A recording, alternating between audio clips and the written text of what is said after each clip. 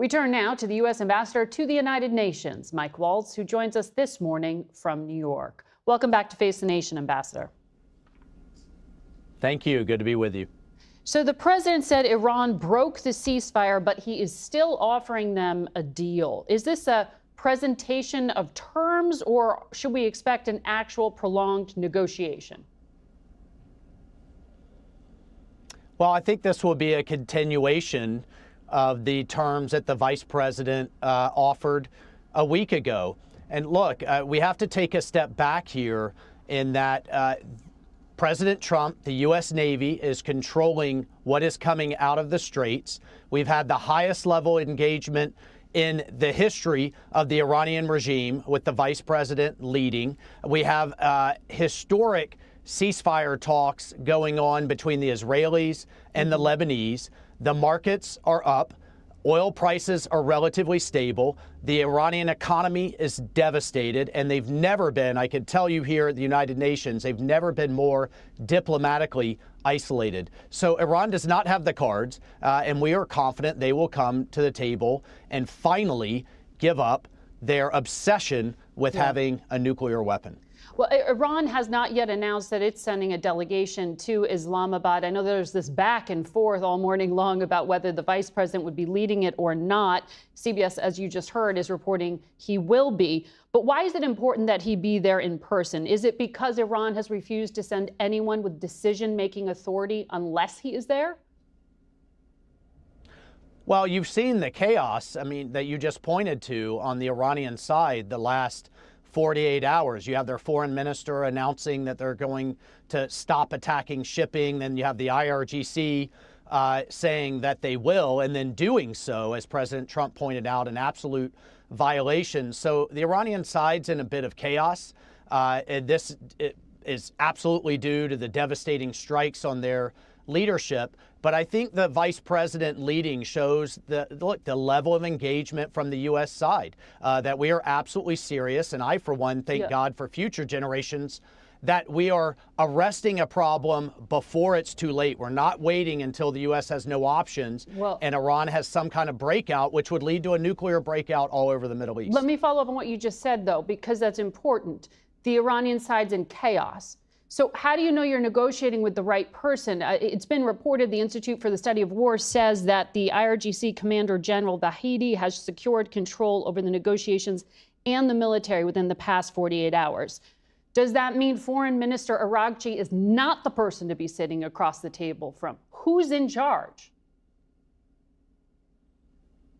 Well, look, again, the Iranian regime, we've put them in chaos, but at the same time, we are never going to take an approach of trust.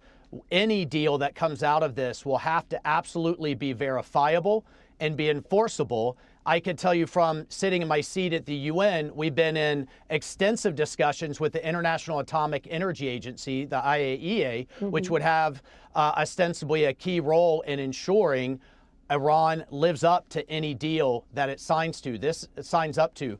There is no trust on this side. There is verified and enforceable provisions that are on the table from the U.S. to ensure they never have a nuke. Okay, that's important in terms of enforcement. Does that mean if you actually get to a negotiated deal, and the UN's nuclear watchdog would be very much in those details of going in and perhaps securing that enriched uranium, does this mean you're going to put a deal for approval before the United Nations? Is it going to be codified like that? Well, I'll tell you, there are dozens and dozens of resolutions over the years, not just the United States, the entire world, saying Iran cannot have a nuclear weapon. We had snapback provisions that are in place now for global sanctions, and that Iran cannot enrich. So anything that would change those resolutions would then need to come back before. But let's not get ahead of ourselves. Let's see if the Iranians actually sign up to a very reasonable offer that is sitting on the table from the United States, which is an off-ramp from them, and also will ensure the region, the United States, Europe, and the world is never threatened by a regime with its hand on a nuclear button. Okay, so, but back to the point of who's in charge. President Trump says he hopes they take the deal. That was the post this morning. But on Friday afternoon, he spoke to my colleague, Weijia Zhang, and he gave us incredibly optimistic read. He said Iran had, quote, agreed to everything, including to stop enriching uranium forever and to stop backing all proxy groups like Hezbollah. He made it sound like it's all been sorted out. So which is it? Was there an agreement with certain parts of the Iranian government, but now there are others in charge? Or was he just, you know, I don't know, speculating about something he hopes comes true? Margaret, anybody who has dealt with the Iranians will tell you it is often 2 steps forward, 3 steps back. They're incredibly slippery. They can't be trusted. They've cheated over the years, which is one of the reasons that President Trump withdrew us from the JCPOA. They were hiding sites. They were hiding capabilities. And this is why he made the bold decision last year in Operation Midnight Hammer to just end it. Once and for all. And again, we have to take the perspective that we're not waiting, we're not trusting. We are reducing their capabilities. Their military is in shambles. Their missile program is in shambles. And now, hopefully, diplomatically, they will do it the easy way rather than the hard way of finally giving up on this illegal ambition. The Defense Intelligence Agency told Congress this past week Iran has thousands of missiles and one-way attack drones that can still threaten the United States. So there's still a threat in certain ways. General Kane said on Thursday the U.S. is going to pursue Iranian-flagged vessels or any vessel providing support, including those carrying Iranian oil. Beijing's the top customer. Are you going to start boarding vessels headed to China? When do these operations begin? Well, I'm not going to get into operational timelines, but I'll tell you, all options are on the table. The president's prepared to escalate, to de-escalate. He means it when he said nothing that benefits Iran is coming out of the Straits. And then on top of that, Secretary Bessent announced Operation Economic Fury, where we are prepared to put secondary sanctions on banks who are transacting in illegal Iranian oil dollars. So we are truly putting maximum pressure on every aspect of the Iranian economy. And at some point, they are going to see some level of common sense and pragmatism and say enough is enough with this nuclear obsession. Is that the first step before you go back to combat? Because President Trump is talking about bombing power plants. Are the sanctions and the seizing of vessels step one? Well, we've taken, again, I'm not going to publicly sequence the steps, but the blockade was a tremendous step. It has been tremendously effective with dozens of ships turned around.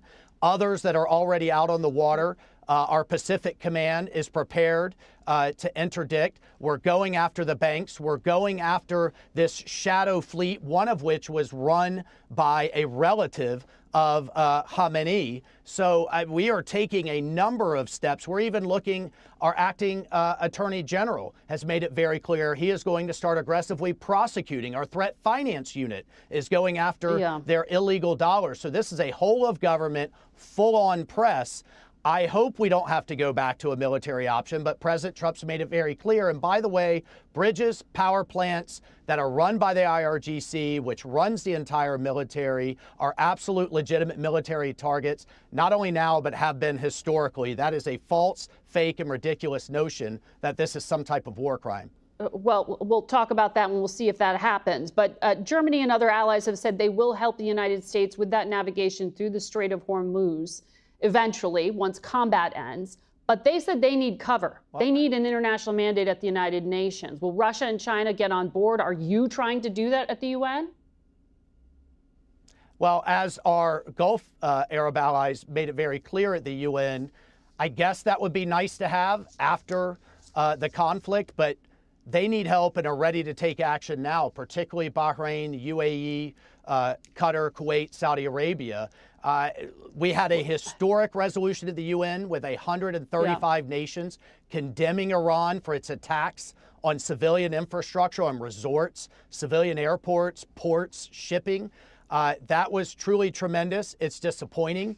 The Russians and Chinese chose to side with Iran rather than our Gulf Arab allies. And you still freedom lifted of sanctions navigation. on Russia. But you're going to see, you're going to see continued action this coming week. The entire world is united that a country cannot hold an international waterway and cannot hold the world's economies hostage because it has a conflict with another country. You don't see that in the Straits of Gibraltar, the Bering Strait, the Straits of Malacca, or any other international waterway. Iran is absolutely in the wrong here from a legal, diplomatic, and economic standpoint. Let me ask you about Lebanon. President Trump posted Friday that, quote, Israel will not be bombing Lebanon any longer. They are prohibited from doing so by the USA. Enough is enough. How is the U.S. prohibiting ally Israel from bombing in Lebanon? And what is the United States doing to confiscate weapons from Hezbollah? Like, how are you helping the Lebanese military do that? Well, to answer your last question first, the U.S. contributed over $250 million to the Lebanese armed forces. This is a tremendous historic opportunity for Lebanon, the Lebanese government, led by President Aoun, a former general, the head of the Lebanese armed forces, to take their country back.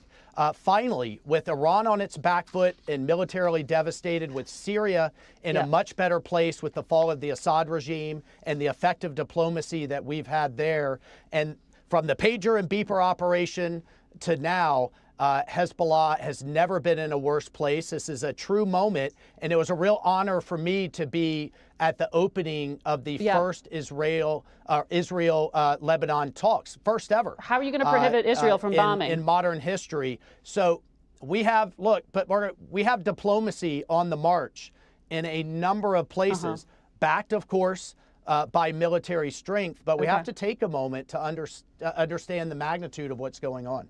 Ambassador Waltz will be watching to see what happens in the coming days. Thank you for your time this morning.